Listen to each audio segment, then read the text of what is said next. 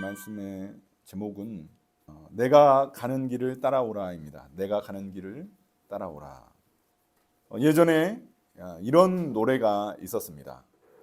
내가 가는 이 길이 어디로 가는지, 어디로 날 데려가는지, 그곳은 어딘지 알 수 없지만 오늘도 난 걸어가고 있네. 사람들은 길이 다 정해져 있는지 아니면 자기가 자신의 길을 만들어가는지 알 수 없지만 이렇게 또 걸어가고 있네. 나는 왜 이 길에 서 있나? 이게 정말 나의 길인가? 이 길의 끝에서 내 꿈은 이루어질까?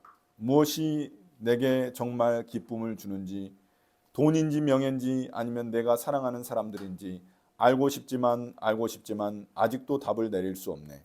자신 있게 나의 길이라고 말하고 싶고 그렇게 믿고 돌아보지 않고 후회도 하지 않고 걷고 싶지만 아직도 나는 자신이 없네.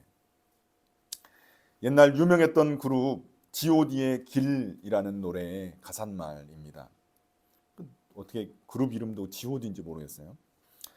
아무튼 인생이라는 길 위에서 방황하는 사람의 이야기를 하고 있습니다. 자신에게 기쁨을 주는 게 무엇인지 알고 싶지만 정작 알 수 없다는 고백입니다. 인생이라는 길이 참 쉽지가 않습니다. 해결해야 할 일들이 너무나 많아 정신없이 이리저리 뛰어다닐 때가 많습니다.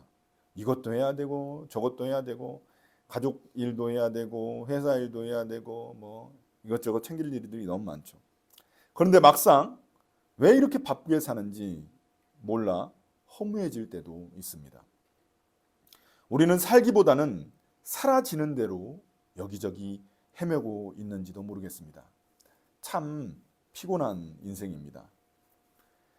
뼛속 깊이 파고드는 피곤함이 우리를 무력하게 만들기도 합니다. 수많은 일들로 바쁘지만 그 일들에 만족하기보다는 혹시 성과를 내지 못할까 봐 두려워하기도 합니다. 마치 여러 개의 접시를 공중에서 돌리고 있는 고기사처럼 하나라도 떨어질까 봐 노심초사합니다. 참 피곤한 우리의 인생입니다. 그래서 어느 순간 우리는 녹초가 되어버리고 맙니다.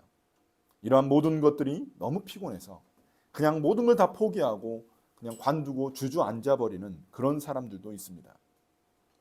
누군가의 표현처럼 우리 사회는 그야말로 피로사회입니다. 그런데 이렇게 길을 잃은 우리에게 자신 있게 외치는 한 사람이 있습니다. 피곤한 너의 몸을 내게 기대라. 내가 가는 길을 따라오라. 오늘 말씀을 통해 내가 가야 할 참된 인생길을 찾을 수 있기를 소망합니다. 27절 같이 보도록 하겠습니다. 27절입니다. 예수께서 제자들과 함께 빌립보의 가이사랴에 있는 여러 마을로 길을 나서셨는데 도중에 제자들에게 물으셨다.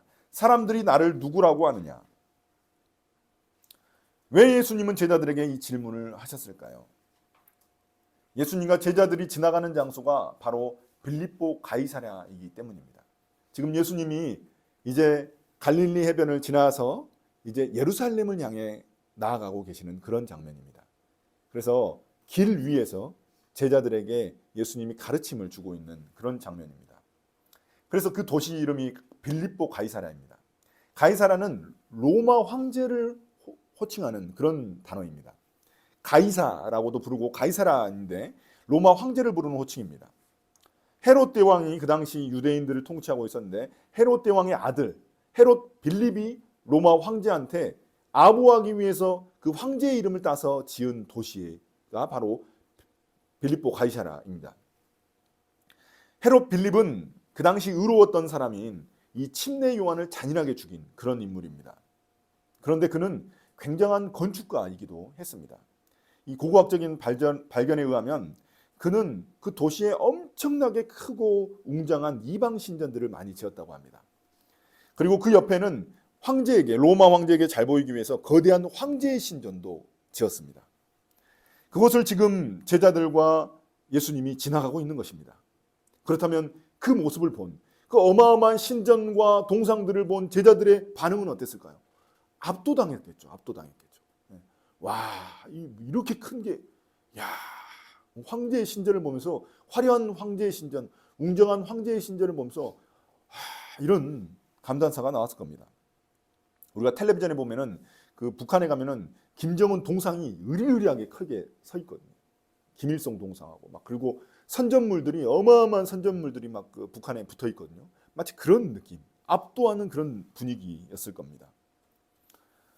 그런데 우리가 회사에 가도 이런 분위기를 느낄 수가 있습니다. 회사에 가면 회사의 왕인 사장이 있습니다. 그는 직원들한테 계속해서 메시지를 날리죠. 나에게 복종하고 나를 따르면 더 많은 돈과 더 높은 지위가 보장될 거야. 회사뿐이겠습니까? 백화점에 가도 수많은 옷과 과방 또 생활용품들이 우리에게 선전합니다. 이것만 사면 너는 행복해질 거야. 이것만 사줘. 이것만 사줘. 백화점에서는 돈이라는 왕이 다스리는 곳입니다. 우리가 사는 세상이 대부분 다 그렇습니다. 돈과 성공, 각종 신들이 자신의 포스터를 온갖 곳에 다 붙여놓고 우리에게 선전합니다. 나를 따르면 너는 행복해질 거야. 지금 제자들이 지나가는 빌립보 가이사랴가 바로 그런 곳입니다. 우상 백화점이죠. 황제의 백화점이죠. 그곳에서 예수님은 제자들에게 이런 질문을 던지고 계신 겁니다. 사람들은 나를 누구라고 하느냐? 예수님의 질문의 핵심은 이것입니다. 각종 이방 신들과 로마 황제 앞에서 자신이 누구인지에 대해서 묻고 계시는 겁니다. 황제에 비하면 예수님이 얼마나 초라한 존재입니까? 제자들이 얼마나 초라합니까? 그것을 지나가고 있는데, 그 사람들이 도대체 누구를 자신의 왕으로 섬기고 따르고 있는지, 그것을 예수님이 제자들에게 한번 묻는 것입니다. 우리 삶에 있어서도 가장 근본적인 질문이 바로 이것입니다. 누가 내 삶의 왕인가? 누가 이 세상을 다스리시는 왕인가? 앞서 언급한 이 G.O.D의 노랫말처럼 자신 없어 방황하는 우리 인생길에서 우리는 과연 누구의 말을 믿고 따르며 살아가야 할까요? 이러한 예수님의 질문에 제자들은 이렇게 대답합니다. 28절인데요. 어떤 사람은 예수님을 엘리야로, 어떤 사람은 침례 요한으로, 어떤 사람은 예언자 중 하나라고 부른다는 것입니다.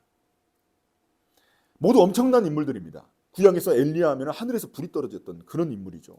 침례 요한 얼마나 우로운 인물입니까? 사막에서 살았던 인물입니다. 예언자 다 훌륭한 사람들입니다. 그러나 그것이 바로 예수님을 지칭하는 것은 아닙니다. 정답은 아닙니다. 핵심을 빗나간 대답들입니다.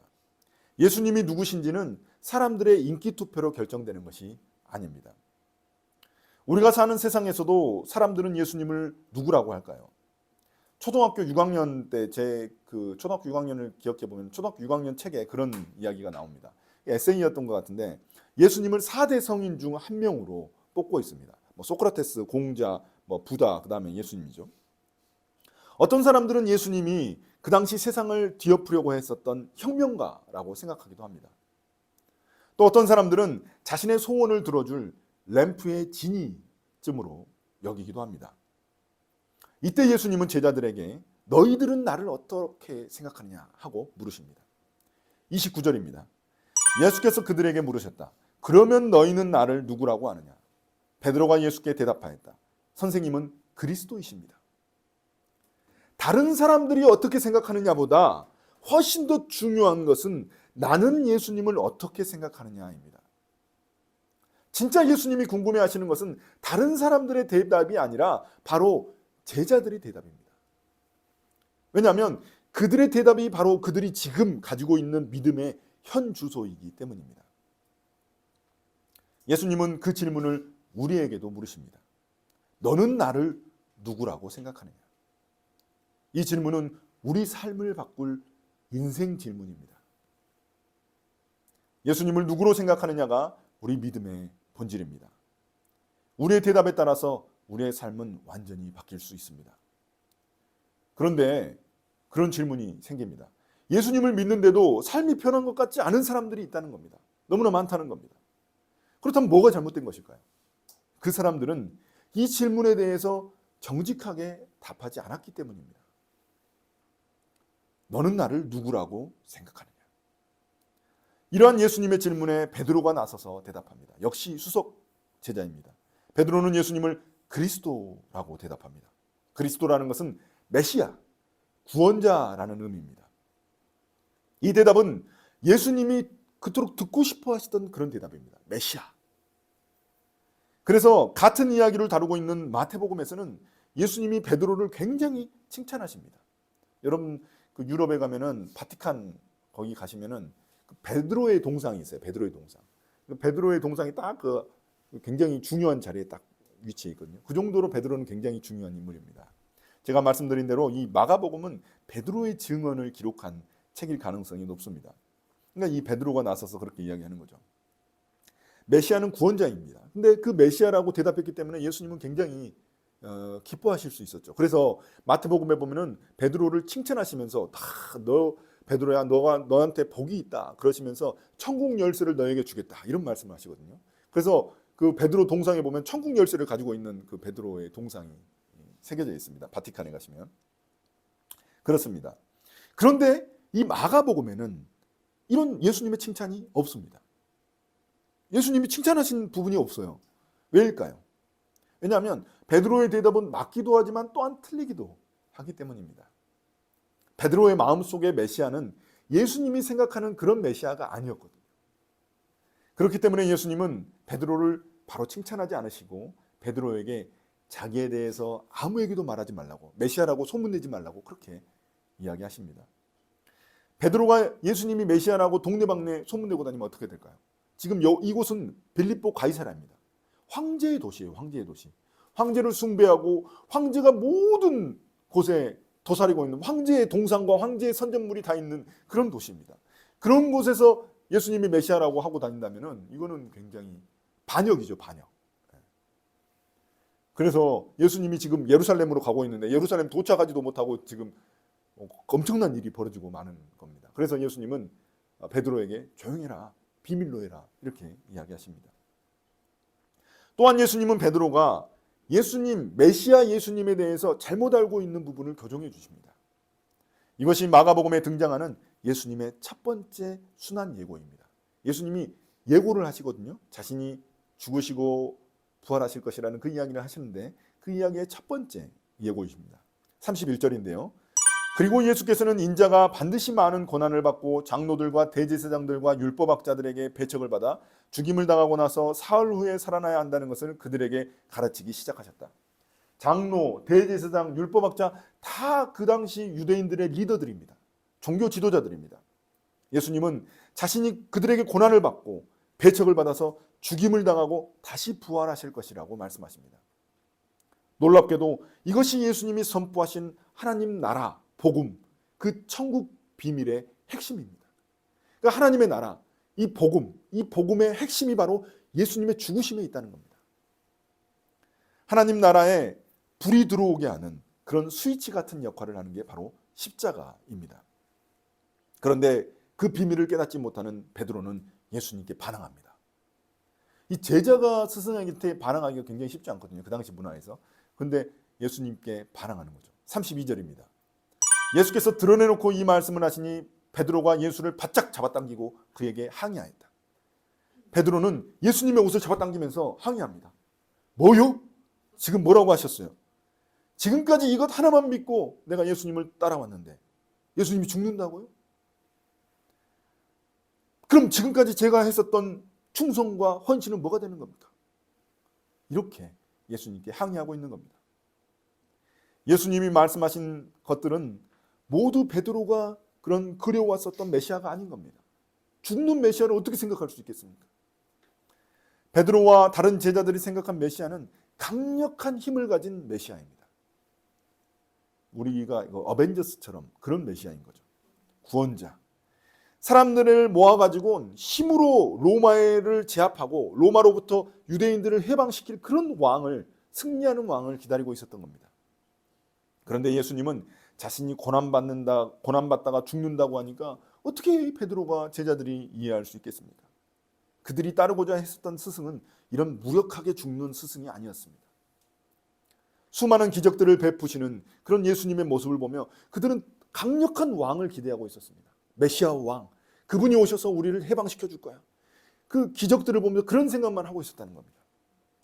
이처럼 내 기대와 다른 일이 일어날 때 우리도 이런 반응을 보이곤 합니다. 기도하며 하나님께 열심히 매달렸는데 내 기대가 와르르 무너져 버릴 때가 있습니다. 야, 내가 이렇게 기도를 했는데 하나님이 내 기도를 들어주시지 않네. 그때 실망하고 불평하고 하나님께 항의합니다. 왜냐하면 내가 믿던 하나님이 아니기 때문입니다. 하나님 뜻에 내가 굴복하는 것이 아니라 내 뜻이 바로 하나님 뜻이 되어야만 합니다. 내가 소원하는 대로, 내가 기도하는 대로 하나님이 꼭 들어주셔야만 하는 거거든요. 왜냐하면 그 하나님은 내가 만든 하나님이기 때문에 그렇습니다. 그런데 그렇게 안 되면 받아들이지 못하는 겁니다. 내 소원을 들어주지 않으면 받아들이지 못하는 겁니다. 그럼 이런 베드로에게 예수님은 어떻게 대답하실까요? 33절입니다. 그러나 예수께서는 돌아서서 제자들을 보시고 베드로를 꾸짖어 말씀하셨다. 사탄아, 내 뒤로 물러가라. 너는 하나님의 일을 생각하지 않고 사람의 일만 생각하는구나. 예수님이 수석 제자인 베드로에게 사탄이라고 부르십니다. 베드로가 진짜 사탄 들린 것일까요? 그 영화에 나온 것처럼 사탄 들렸어? 그건가요? 아니죠. 예수님의 의미는 그가 사탄처럼 하나님의 일을 방해하는 자라는 그런 의미입니다. 이 사탄의 의미는 방해자라는 의미거든요. 방해자, 해방꾼. 여기서 예수님이 말씀하신 사람의 일이란 내 생각, 인간적인 생각, 세상적인 생각을 의미합니다. 그의 인간적인 생각이 하나님의 생각과 정반대라는 의미입니다. 베드로의 생각이 하나님의 생각과 하나님의 계획과 정반대라는 그런 의미입니다. 예수님의 사명은 모든 이들의 죄를 대신해서 고난받으시고 십자가에서 죽으시는 겁니다. 이것이 바로 하나님의 일입니다. 하나님의 계획입니다. 그런데 베드로는 그것을 도저히 받아들일 수 없고 이해할 수 없으니까 자기 방식대로 생각한 겁니다. 그게 항의한 겁니다.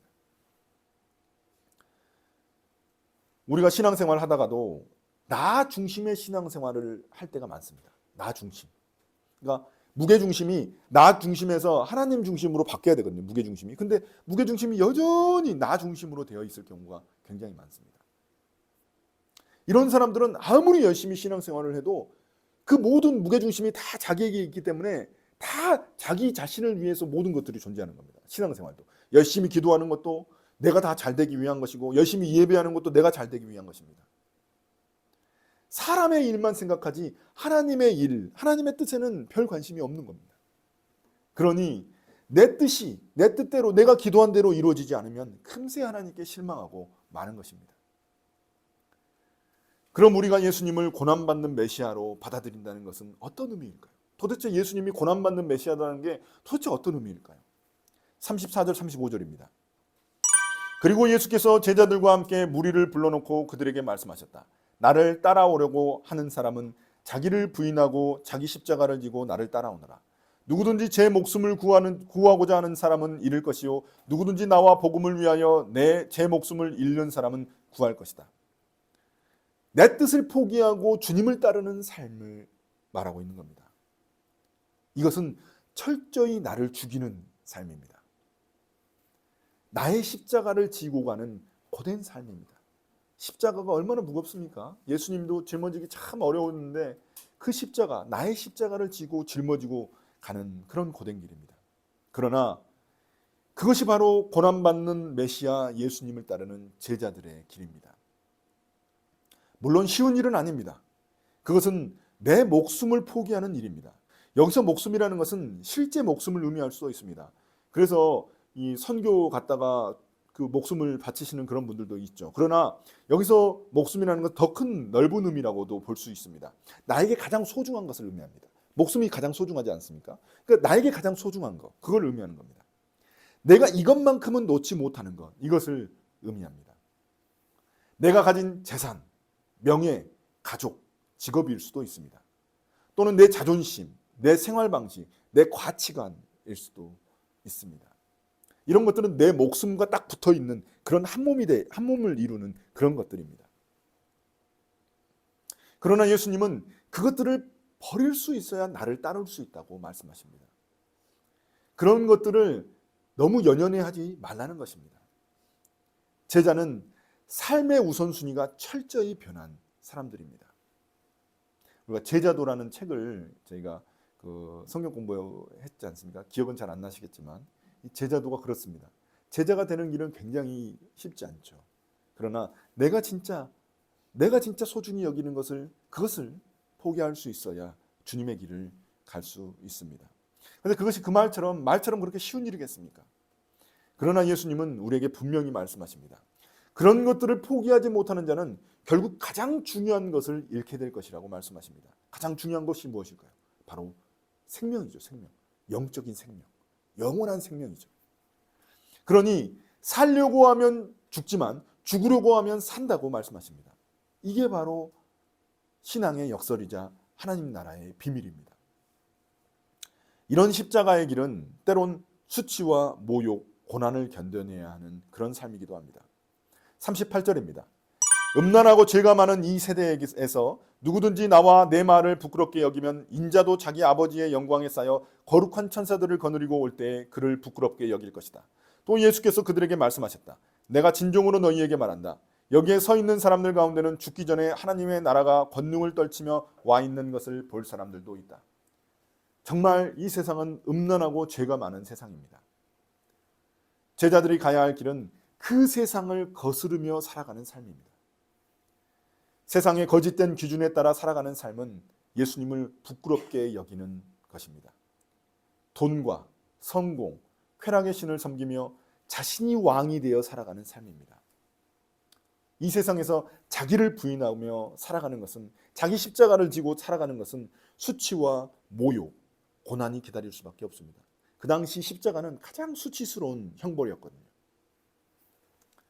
최소한 내가 십자가까지는 아니더라도 최소한 예수님을 따라가는 길은 우리가 이 세상에서 손해보고 불편한 길입니다. 그것이 바로 예수님이 우리에게 따르라고 하신 겸손과 섬김의 삶입니다. 이제 오늘 말씀을 마무리하겠습니다. 사랑하는 형제자매 여러분, 피곤하고 고달픈 인생길에서 우리가 걸어가야 할 길은 무슨 길일까요? 세상의 길이 있고 예수님을 따르는 제자의 길이 있습니다. 그 중간의 길은 존재하지 않습니다. 세상도 걸치고 한 발 걸치고 예수님의 길도 한 발 걸치는 그런 길은 존재하지 않습니다. 세상의 길은 넓어 많은 사람들이 찾는 길입니다. 그러나 예수님을 따르는 제자의 길은 좁고 협착하여 따르는 사람이 많지 않습니다. 그러나 세상의 길의 끝이 멸망이라면 예수님을 따르는 길의 끝은 생명입니다. 우리가 자꾸 넘어지더라도 따라가야 할 길은 좁고 협착한 제자의 길입니다. 제가 좋아하는 정호승 시인의 봄길이라는 시가 있습니다. 길이 끝나는 곳에서도 길이 있다. 길이 끝나는 곳에서도 길이 되는 사람이 있다. 스스로 봄길이 되어 끝없이 걸어가는 사람이 있다. 강물은 흐르다가 멈추고 새들은 날아가 돌아오지 않고 하늘과 땅 사이의 모든 꽃잎은 떨어져도 보라, 사랑이 끝난 곳에서도 사랑으로 남아있는 사람이 있다. 스스로 사랑이 되어 한없이 봄길을 걸어가는 사람이 있다. 굉장히 절망적인 상황 속에서도 희망을 보는 그런 시입니다. 예수님이 바로 이 절망적인 세상 가운데 우리에게 봄길이 되어주십니다. 인생이 실패하고 끝난 것 같은 곳에서 우리에게 길이 되어주시는 분, 냉혹한 세상의 길 사이에서 따스한 봄길처럼 우리를 품어주시는 분, 그분이 바로 예수님입니다. 우리의 인생길이 봄길 되시는 예수님을 따르는 길이 되시기를 예수님의 이름으로 축복합니다.